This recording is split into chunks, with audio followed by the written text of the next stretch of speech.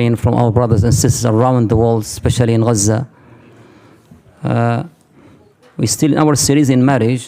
This is the 6th one, I think. Today, last time we talked about the engagement and all the questions around engagement. Today we'll move to the marriage contract. Marriage contract, Allah Tabaraka Ta'ala described it as a mithaqan ghalidha, heavy contract, sacred covenant. Not just a paperwork. It's a heavy responsibility. However, it's very easy in Islam. If you attend any marriage, you'll see that the marriage contract is very easy. Rasulullah sallallahu alaihi wasallam used to do what the fuqaha called khutbatun nikah.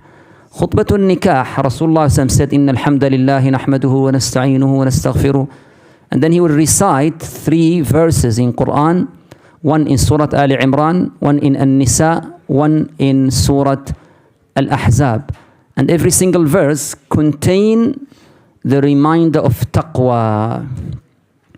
Because what happened between spouses is always secret. No one knows except Allah Tabaraka wa Ta'ala. So Allah wants to remind both spouses that this is a type of worship. Allah is watching you. Just, excuse me guys, if you just can, Jazakum Allahu khairan.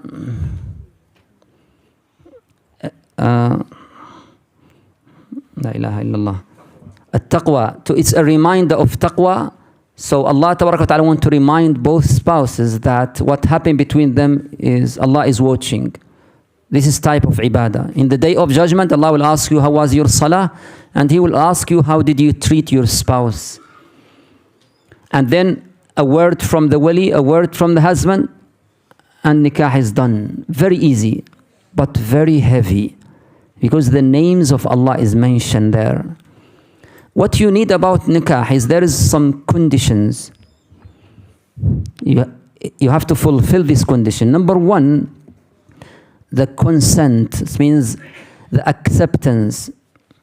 So should both parties or both spouses accept this nikah. That's why it's not allowed for the father to force his daughter to marry someone he doesn't like to marry him. There's some certain issues. Allah Tabaraka wa Ta'ala emphasized birrul walidain in Quran. Rasulullah emphasized birrul walidain. But there are certain issues. You don't have to obey your parents in this. You should say it in a very respectful way. For example, if the parents decide for you to marry so and so, and you say no, that's not uquq. That's your right. Because this is a long life. That's your private life. However, you have to say it in a respectful way. So in this, the wali it doesn't have authority to force the daughter to marry someone just because of traditional method of marriage. What you need also to know is wali is a condition in the vast majority of scholars. What does wali mean? It means the father of the daughter. If there is no father, one of her family from father's side, a guardian. For wali to be there is a condition for the majority of scholars. A condition here means if the wali is not there, the nikah is invalid. That's the Maliki madhab, the Hanbali madhab, and the Shafi'i madhab. These 3 madhahib, for them, if wali is absent of the marriage contract is invalid. What's the purpose of wali? And this is very important message to all the fathers. The purpose of wali is not to control, is not to prevent the daughter to marry. No, but the purpose of the wali is to protection. Because usually the ladies, they will get married in very young age, and women are more emotional. So maybe they go for emotional side, not rational side. So wali is there just to protect them. Wali is there to show the seriousness of the husband. Is that man serious or not? If the wali is there, he will be serious. Wali is there to help his daughter to choose the right one. So that's the purpose of wali. Here a message for some awliya or some fathers. I know some cases that the daughter reached 30 years old, 31, 32, and the wali refused again and again and again just because of traditional pressures. That's oppression. That's ظلم. الظلم ظلمات يوم القيامة. That could be a major sin for the wali, because you prevent your daughter from this for no reason. Your purpose is not to control, but to protect and support. So wali is a condition. The second opinion is a Hanafi madhab. The Hanafi madhab, for them wali is recommended, but not obligatory. It's highly recommended, but not obligatory. So for them, what is very important condition is the man to be suitable. That's why for them, if the girl marry not a suitable man, for someone who is not religious or someone who is just, then the wali has a right to go to the court and say this marriage is not valid. For the Ahnaf, why the Ahnaf go disagree with the majority of scholars? That is like just like any issue in fiqh, as we know in this series, that the scholars, they differ in their opinions because of interpretation of ayat, because of validity of a certain hadith or not.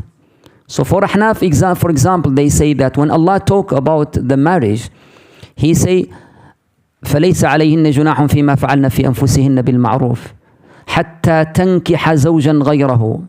He said, till the woman marry someone else. They said, Allah said marry. It didn't involve the wali here. There's no ayah in Quran talk about the wali. And about the hadith, they said this hadith for them is not authentic. For the majority of scholars, their evidence is the interpretation of one ayah and the hadith.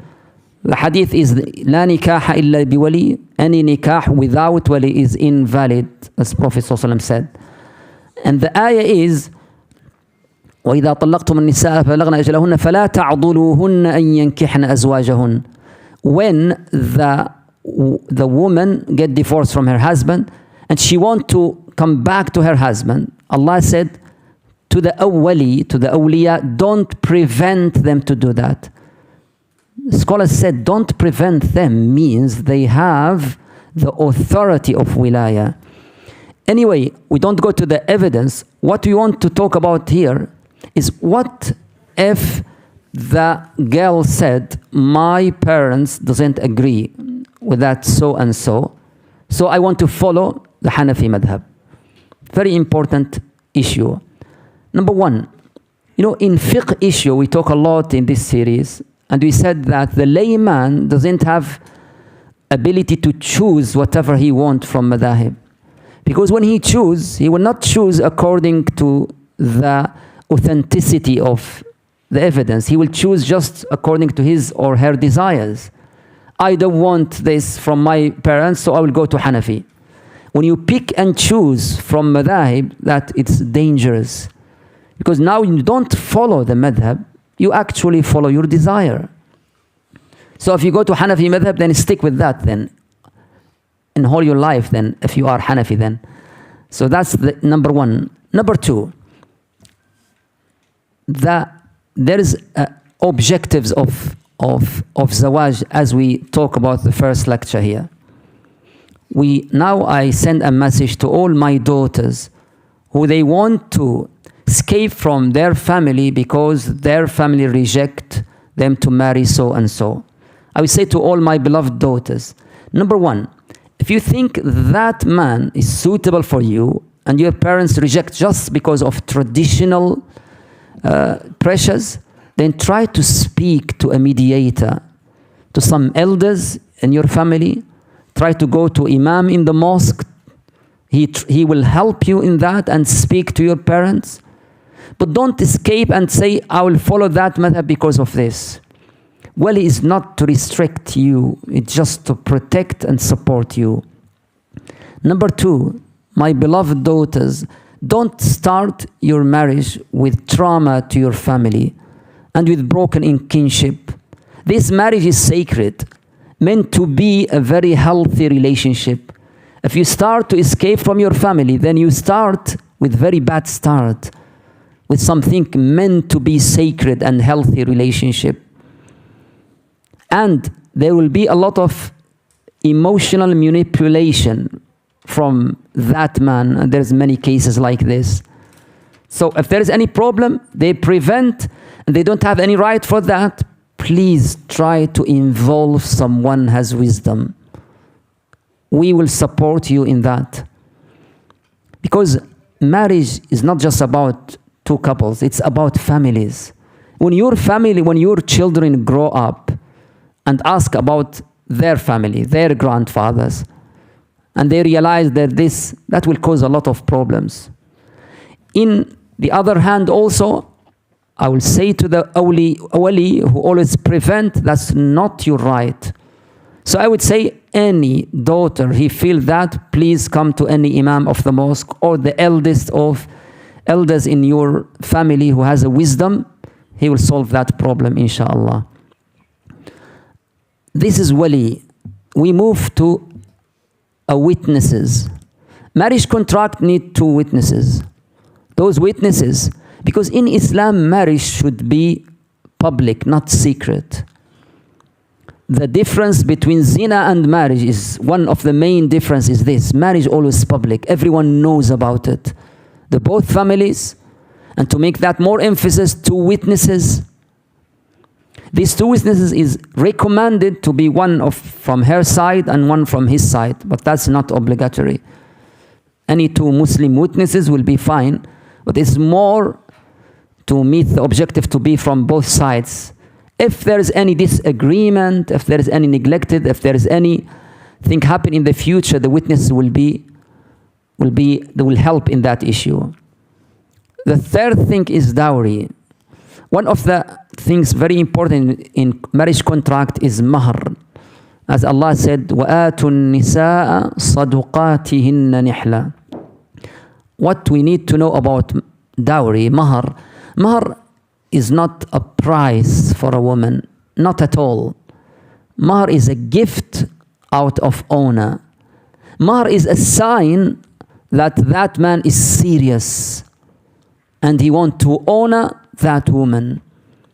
And this, number two, the mahr is the right for the woman. That money is not for the wife's father. This money is the right for the woman herself. If she wants to give it to her family, that's her right. Number three, this mahr should be valuable. There is a very nowadays a common concept between the practicing families nowadays that the mahr should be symbolic. Oh, what's your mahr? It's £1. How's the mahr? Oh, 10 pounds. And they thought that they apply the sunnah here. MashaAllah, they facilitate the nikah. What's their nikah? What's their mahr? It's just Quran. That's valid, but not recommended. That's not the perfect mahr. Don't confuse here. Don't misunderstand the sunnah. They heard that hadith that Rasulullah sallallahu alaihi wasallam, he said to one companion, اذهب فقد زوجتكها بما معك من القرآن. Rasulullah sallallahu one day, he tell a companion that if you teach this woman some Quran, this is your mahr. That's a valid hadith in Bukhari and Muslim. But do you know the context of that hadith? Can you narrate the full hadith, not the last statement? The full hadith is one man came and he's very poor and he said, I want to marry that woman. Rasulullah said, does she agree with that? He said, yes. Her family agree, yes. What you have in mahr? He said, I'm very poor. I have nothing. Rasulullah said, go and look for something. He go and come back, Ya Rasulullah, I can't find anything. Rasulullah said, go and look even for the ring of iron, only ring.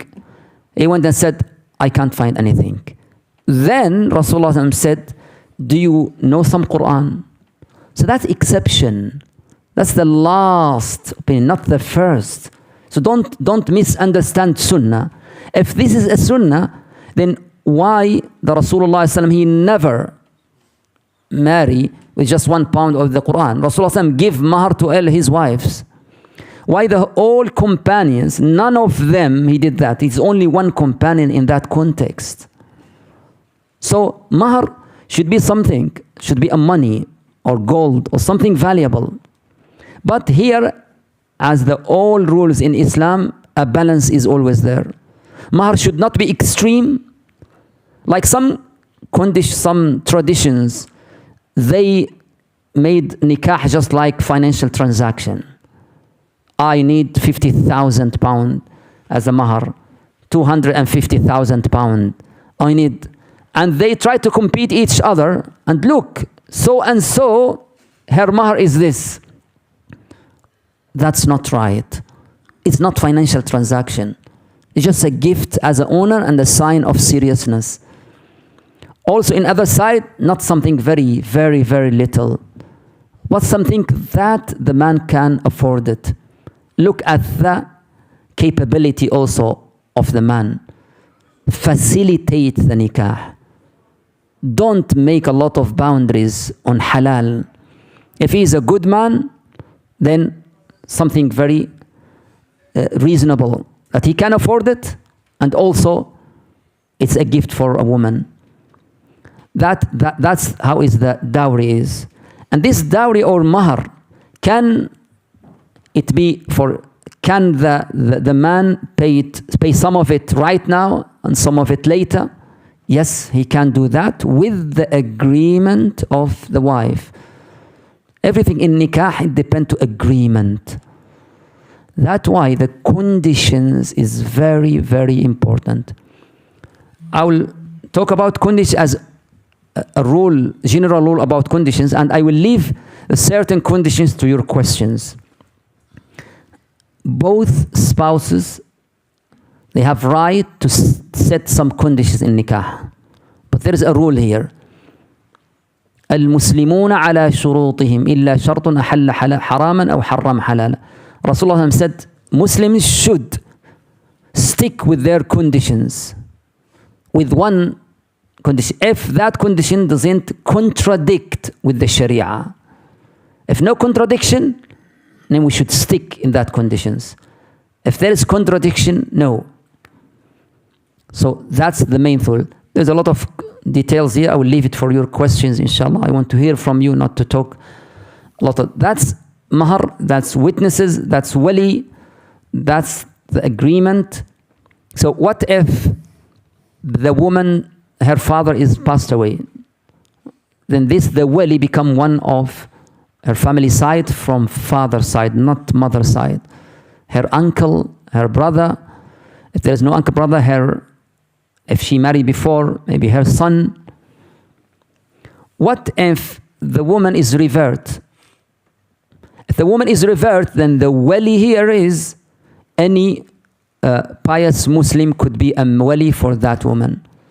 We have a lot of marriage come to Masjid Alfurqan here, and they will say to the revert, do you agree that I will be your wali, for example? And then that will facilitate nikah for her.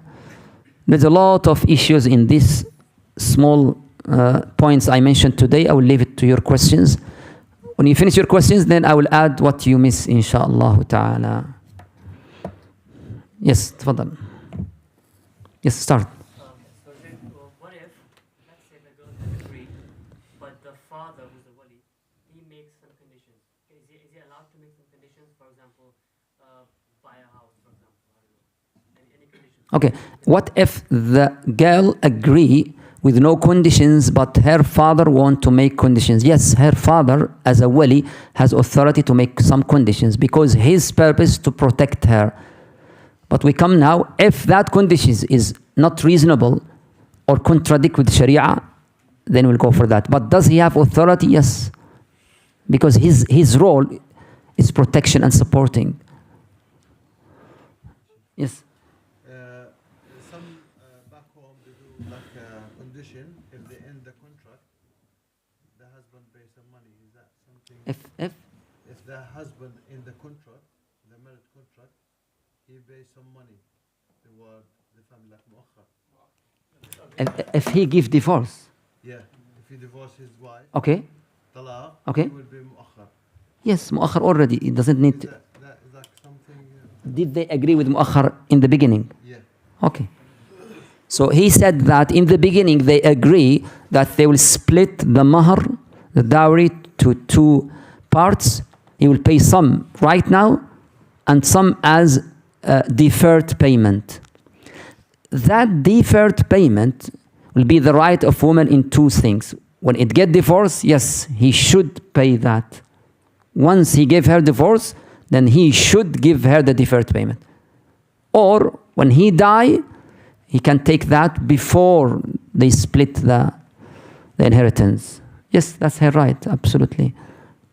Yes. The mahar, about financial, like I can give a financial. Sorry? The mahar, if I need to pay by financial. You mean installment? Yeah. Okay. If the husband want to pay the mahr in installment gradually, yes. If the wife and her wali agree with that, yes, you can do that. Huh? If they don't agree, no, you have to discuss with them. Mahr is all about agreement. Yes. Yes.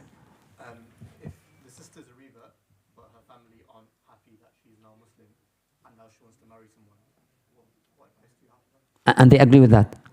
They're not happy that she's a Muslim, and now they're more not happy that she wants to marry someone Muslim. So what should she do? They are happy that she will marry one. Okay. I would say if the revert, the wali of the revert is if you come to any Muslim center and the imam, he should have a heavy responsibility upon that girl. He should treat her as his daughter. He should look at that potential, if he is a good man or not a good man, if he has a good character or not good character, good deen. So it's a message for anyone who became a wali for a revert sister, treat her as your daughter and try to look for the best for her. Yes. Yes. I heard that in the time of Prophet the amount of the mahar was 12 uqiyya, or maybe around $1,200 today. Is that something that is now, like, would you say it's sunnah to emulate that and to give that same amount in mahar today? Is there an amount that is? He said that the mahr of Rasulullah sallallahu alaihi wasallam is fixed by all his wives, that he used to give or 400 dirhams that time for all his wives. Is that a sunnah?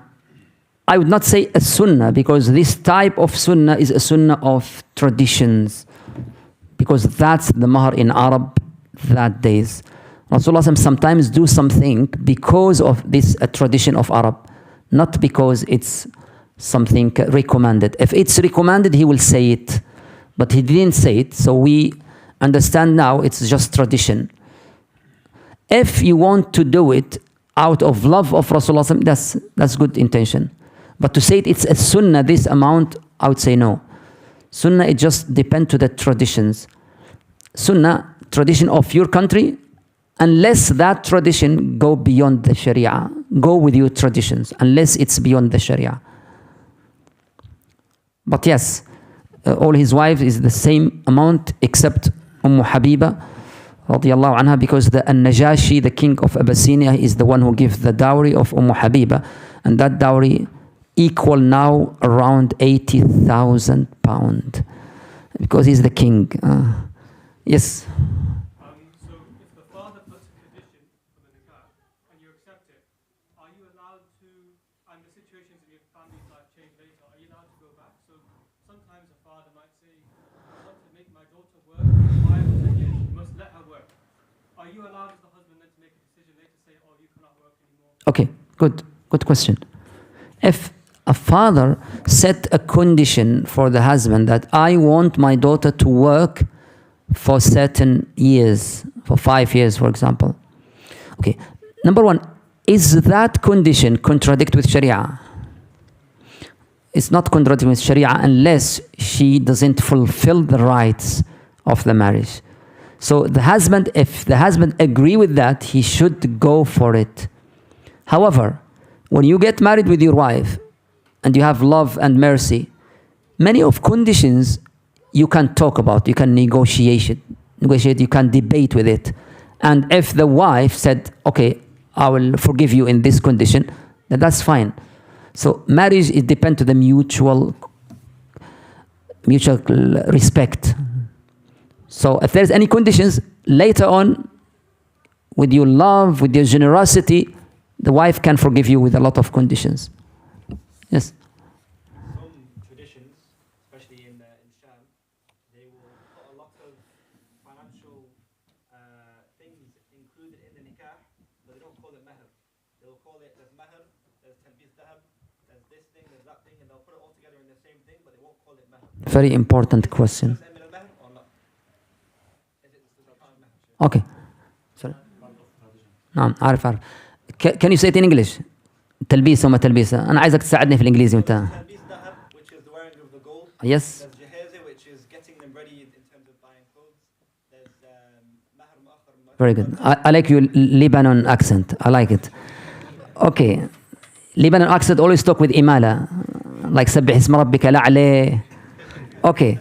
So he said that in some traditions like Bilad al-Sham, they fix a mahr, which is a reasonable amount. However, they ask for a lot of things and beside the mahr, a lot of golds, a lot of gifts, for example. In Sharia, how can we treat these gifts? Good, very good question. And the fuqaha talk about this. And the summary of the Kalam al-Fuqaha, they said everything in that period that treated as a mahr also. Mahr is not necessary to say that a fixed amount. When a divorce happens, after the marriage contract and before the intimacy, all these things will treat it as a mahr. If that makes sense. That's the strongest opinion. Yes. So is that allowed? Yes, if you agree with that. Yes. Marriage is all about agreement. Sometimes they consider this as not part of the mahr, so they bring back the... I know that. Yeah. But when they come to the court and tradition, the strongest opinion, they will treat it as a mahr. Yes. Yes. Salam. If a woman puts in the contract that the man can only marry one wife, does that go against the Sharia or no? Are you married or not? Oh, you're already married. Okay. Okay.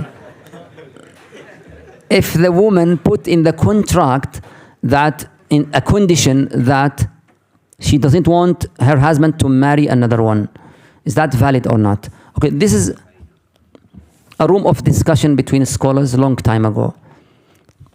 Why it's a room of discussion? Because number one, some scholars said that this may contradict with Sharia, because Sharia allow the man to marry more than one. So from their perspective, this contradicts. So for them, this is invalid condition. However, another scholar say no. The case here is that certain women have that condition because she can't live with another. Maybe her jealousy is in high level. So she doesn't. There's no contradiction with Sharia here, because that man can refuse this and go and marry another two women without that condition. But for her specifically, she doesn't like that. So for these scholars, it's a valid contract. And when he get married to another one, then the woman now has a right to go to the court and the judge will give her divorce without the permission of the man. So these two opinions. Yeah. If it's happened individually, I would say that's a valid reason. But if it doesn't happen, if it's happened publicly, I mean every contract like this is contradict with Sharia. But if it's just individually, yes. Because some women, they can't afford this. And Fatima radiallahu anha, for example, the daughter of Rasulullah sallallahu alaihi wasallam, one day Ali decided to marry another woman. And that's very common in that environment. Very common.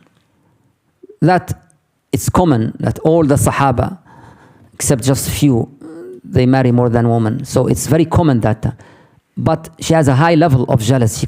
I can't live with another woman. So she came to her father, sallallahu alaihi wasallam, and she talked about that, and she said, "This has hurt me." And then Rasulullah sallam, he talked to Ali about that, and Ali left that. He didn't get second wife till the Fatima radiallahu anha passed away. So there's two opinions.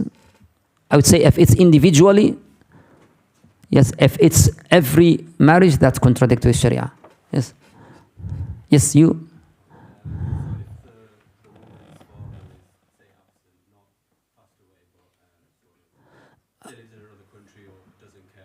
Okay.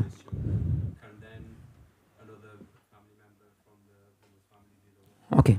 What if the father, the wali, is absent? Absent or neglected father.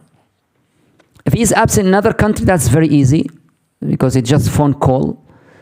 It's not necessary for a wali to be present in the marriage. Only phone call is enough to know his permission. However, the question is what the father is absent emotionally. Long time ago, he cut his kinship with his children. He doesn't care about them. Okay, in this case, if we can contact the father and we know he is wise, that he will not prevent his daughter from suitable thing, it's better to contact him. If we know he is not wise and he just want to prevent, then the wilaya now transferred to another one. Maybe her uncle or brother or Allahu Alam. Yes. Yes. Sheikh, if a woman has married before and she wants to marry again after divorce or after her husband died, does she need a wali again to remarry? Good question. If a woman marry already and she get divorced and she want to marry another man again, does she need a wali? Good. For the majority of scholars, yes, she still need a wali, but in the majority of scholars, Maliki and Hanbali and Shafi'i, there's another opinion here for this type of woman. They said this type of woman, ayyim, get divorced. Some of scholars of these three madhab said she doesn't need permission because they said the purpose of wali is to protect her. Now she is more mature and she have already experience with the men now, and she can avoid a lot of. So it's highly recommended to be a wali. But if the wali prevent here, this issue is more flexible, more than the first case study. Yeah. Yes. In Malaysia, there's many cases where the men and women, for example, if the wali is against or the man wants to marry a second wife, they would go to Thailand, for example, and they'll get married in Thailand under like wali hakim, for example. Wait a minute. So the wali prevent the zawaj first or what? Yeah, so the wali is against the marriage. Against. Oh, okay. Okay. And then why they go to Thailand specifically? It's easy to run away. Okay, run away. Okay.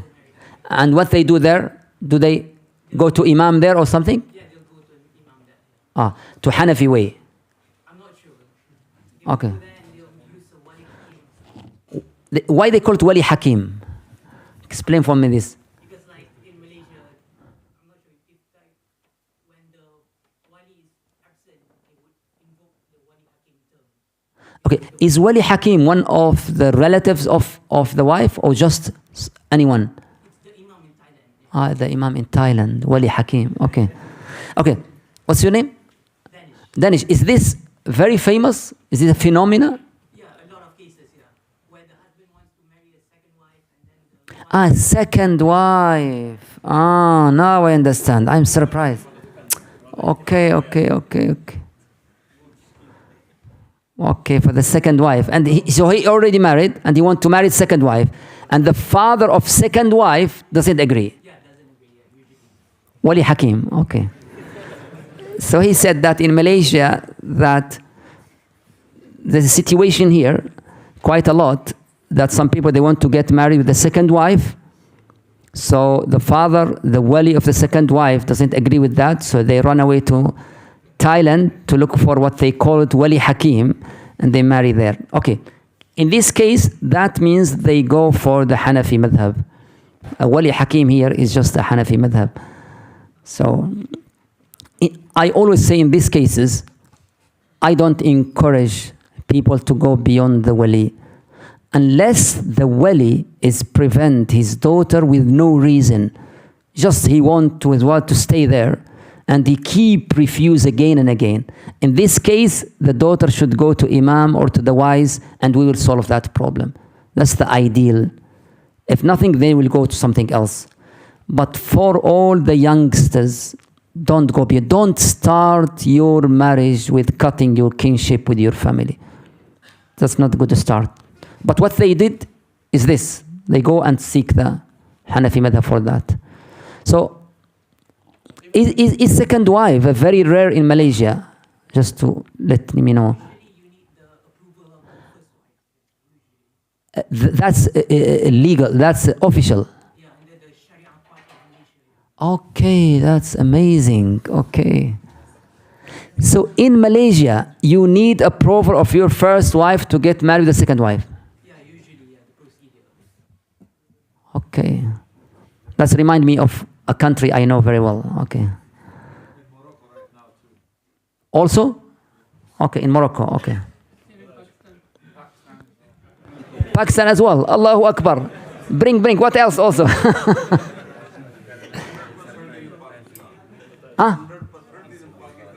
Pakistan, 100%. Okay. In Mauritania, kind of. In Mauritania, they make a condition in the marriage contract that they said, I will give you permission to marry my daughter with the condition, don't marry another woman. I have one woman only, alhamdulillah. Okay. Yeah, but even... Yes. Okay, Danish, what the official rule in Malaysia, it just follow, as I said before, there's two opinions in this. Can the woman make a condition she doesn't want a second wife? Yes, there's two opinions in this. And here I want to send a message also for, many men, the most beloved topic for them is second wife. And before they get married, they say, what about second wife? Please get first one. And they take this as a weapon to just make the life difficult for their first wife. So they always, that in Sharia, I can't take more than wife. I would say that's not the fulfillment of the objectives of Sharia. Sharia here wants that marriage to be stable, to have a healthy environment. So mention that always in front of your wife is not a good behavior. Yes. Yes, wa alaikum salam. The husband knows that the second wife maybe make the two wives happier. Make that two? Make the two wives happier. Where did you get that? Do you know any case like this? Maybe in my situation. Okay. Allahu Akbar. We don't know him. You're from Yemen? Saudi Arabia, okay. He said, what if he get married with second two wives, alhamdulillah, and he said both of them are happy. ذلك فضل الله يؤتيه من يشاء. I'm just planning, Not yet, you're planning. Okay, I tell you from now that 100% of women, they don't like second wife. Not 90%, 100%. Huh? Okay. So don't talk always about the second wife, please.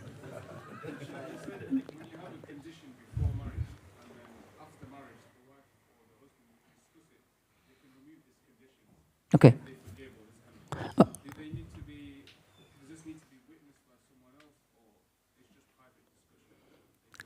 If the both spouses come with certain conditions during the marriage, and after that they discuss and they forgive each other, and they don't want to go ahead in that condition, is that allowed? Yes, that's allowed.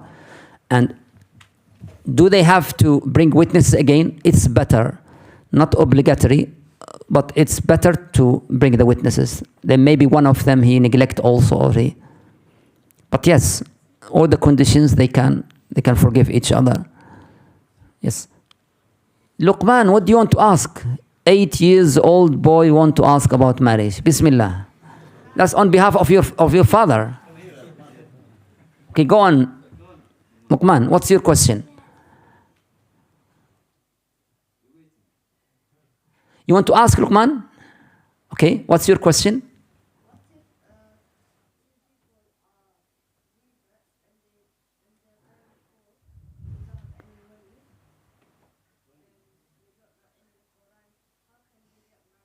Okay. Are they female or males, Luqman? Both, okay. Luqman said what the revert is poor and he want or she want to get married. Okay, number one, if the revert is poor, we should help him or her.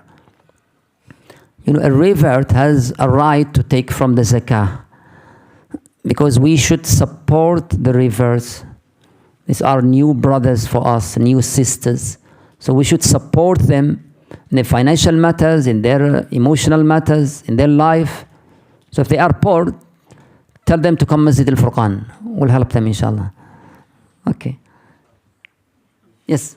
Sheikh, back home we have a practice sometimes the wali repeats after the imam that I married my daughter to you on the sunnah of Allah, the sunnah of the Prophet under the madhab of Imam Abu Hanifa, Imam Shafi'i and so on and so forth. Is that permissible? Yes. So they said in their certain country, the wali repeat with the imam that I give him permission to marry my daughter according to Kitabullah and to the Sunnah of Rasulullah and to the certain madhab. Yes, if they follow a certain madhab, that's fine. Yes. Yes. Sheikh just mentioned that a son from previous marriage can be a wali for his mom. You are Shafi'i? Yes. Yes, I can see. Okay, go on. What are the conditions for that son to be eligible? Yes, because the Shafi'i, they have the disagreement with this. Okay, but that's the majority of scholars. Okay, the son should be adult in the vast majority of scholars. Should be adult. And the evidence of scholars here is about Salama, that her son is the one who was wali in this case. So yes, some madhab they disagree with this, that son is not wali, but the majority of scholars they said son can be a wali, but not the first one. The father always the first one. Yes. Sheikh, if someone decides to get a second wife. La ilaha illallah. Okay, go on. Does he have to tell the wife? Is your sons? Are your sons here? Okay, on behalf of someone, good. You have to say this. If he keeps it secret, does that go against the Sharia? Okay. He said if a man want to get married with a second wife and he want to keep it secret from his first wife, okay. If you go to the books of Fiqh, you'll find that the majority of scholars, they say this is valid. However, in this series, I want to focus on the objectives of Sharia always. When you get a second wife, there's a condition here, which is adl. You should implement justice. To implement justice with a secret marriage, this is very difficult. Usually there is always lack of justice. That's why Sharia encourages that any marriage you should be public also, because that will allow you to implement justice. Without that, there is always chaos and lack of justice. Number two, when you have a happy marriage with the first wife, and later on she will realize that will cause a big problem and emotional effect, sometimes trauma, just about this, because she will interpret it as a lack of trust. She'll break the trust here. So I would say the men, if you are brave enough to go to the second wife, be brave and do it publicly, not quietly. Then you can implement justice, you can respect the emotional of your wife, as the companions did in the life of Rasulullah. They never hide it. Yes. Alaikum salam. This is a new aris. He just get married. So we'll see now what's his question. I'm afraid not about the second wife. Okay. Okay. If you pay your muqaddam and then la Allah you pass away before you pay your mu'akhkhar, is this a debt? And if you can't pay this debt, let's say you have no money, how would this debt be settled? Okay. If you split the dowry, the mahr, to two parts, you pay some of it in the marriage contract and the other is deferred payment. And suppose the husband passed away suddenly. So this is a debt. In Sharia, this is just a debt. They will pay this before they distribute the inheritance. He said, what if the man is very poor? There's no inheritance even. In this case, they will go to any Sharia council, for example, any Muslim group. They'll try to help in this, and they'll try to do and pay that debt for the wife. Yes. And you always should also, that's why the witnesses is very important. Usually in our traditions, the family will pay that, the family of husband. Yes. Sheikh, there's specific conditions that are agreed during the time of the nikah, and some of them are broken. What are the consequences? Is there a general consequence for all of them? What do you mean by, I don't understand the question. So, for example, sometimes a father can say, you can marry my daughter, but she has to finish university. Okay, good. Say, for instance, she doesn't end up finishing university. What's the Why? Does the husband prevent her? Or she doesn't want to continue? Maybe she, loses interest in her studies. Okay, that's okay. He said, what if the father, the wali, make a condition that he wants the husband to let his daughter to complete her degree? That's a valid reason. If the husband agree with that, then he should fulfill that agreement. Unless later on he debate with the wife and she convince her, that's another issue. If the wife doesn't want to fulfill her agreement, that's her. No one can force her. But that's why I said previously in one of the lectures that it's very important to discuss 10 topics with your potential before you go ahead. One of this topic is education and work.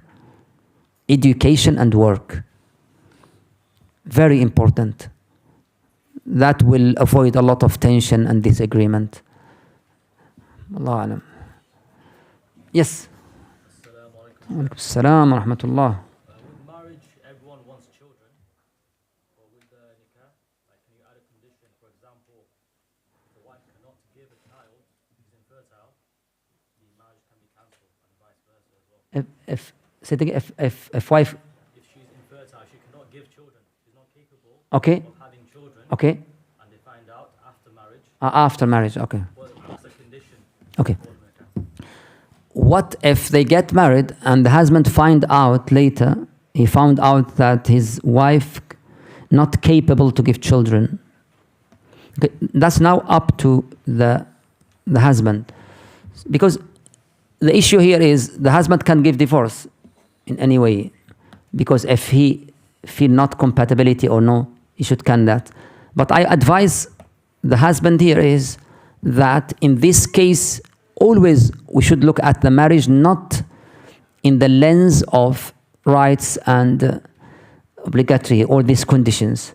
Conditions, we look at it when there is disagreement, when we go to the Sharia counseling.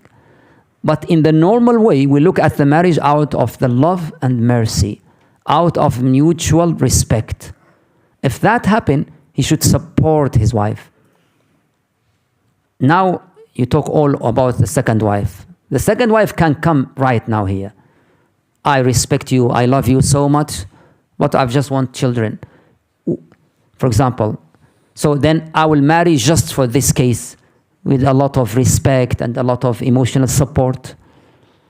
But he should not break her heart by this like this. If he decide to divorce, he should make divorce in the best way. Ihsan. Fariquna bi ihsan. He should know that can hurt the woman. So he should be careful with his words, how he will live in very nice way, as Sharia said. Yes. But yes, he has right, definitely. Yes. Very good. What if it's opposite? MashaAllah alaik. The sister will be very happy with your question. Okay, what if it's opposite? They get married and they found out that the husband is not capable to give children. Then what's the rule here? Then put now yourself in the shoes of the woman, because many men, they don't care in the first case. They said she's not capable, Bismillah, divorce. But when the opposite case come, now the community said, no, she should be patient. What's this? How can she leave him? You understand? So that's why I said it's all about mutual respect. Marriage is about love and mercy. It's not about what's my right, what's the condition. We mention this condition if there is this agreement happen. But the normal way should we only talk about love and mercy. Yes, if the wife, does the wife has the right to ask for divorce if the man can't give children? Yes, she has a right for that. Because a condition also is one of the objectives of Sharia. But again and again, for the sisters, say it in very beautiful manner, with respect, with support, with all of these things. Last question. Someone who never asked. Yes. Okay, just 2 questions. Okay, go on. If, let's say, the woman or the man has a congenital disease, does he need to tell the spouse before marrying, or she can hide it? Very good question. If the spouses have a disease that prevents children, for example, or is a serious disease, should he tell before? Yes, it's obligatory for him or her to tell that. If he doesn't announce that, that's betrayed. If the disease is serious or can affect genetic, for example, or something, he or she should tell that before. And that's why now in many Muslim countries, they encourage spouses to do that medical check before marriage. Very important, especially with the relatives. Yes, last question. Yes. Isa. How old are you, Isa? 12. Okay, what's your question?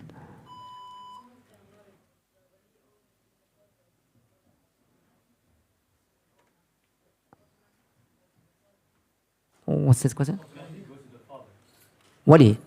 Yeah, wali is always the father. If the father is there, the wali is the father. Unless the father has something, he prevent his daughter to marry for no reason, for example. They call it adl. إلا إذا عضل الولي. Yes, we talk about wali already.